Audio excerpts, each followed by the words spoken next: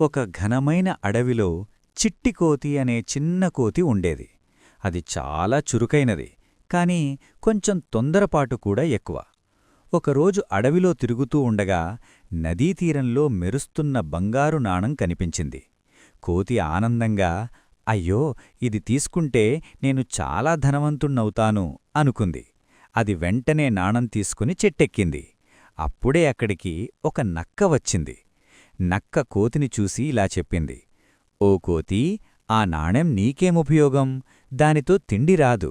నాకిస్తే నేన్నీకు ప్రతిరోజూ పండ్లు తెచ్చిస్తాను. కోతి కొంచెం ఆలోచించింది. అప్పుడే పక్కనే ఉన్న ముసలి చెప్పింది, బంగారం కాదురా కోతీ, తెలివి శ్రమ ఉంటేనే నిజమైన సంపద.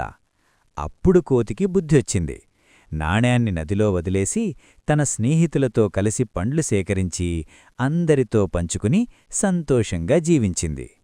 కఠనీతి: డబ్బు కంటే తెలివి, శ్రమ, స్నేహమే నిజమైన సంపద.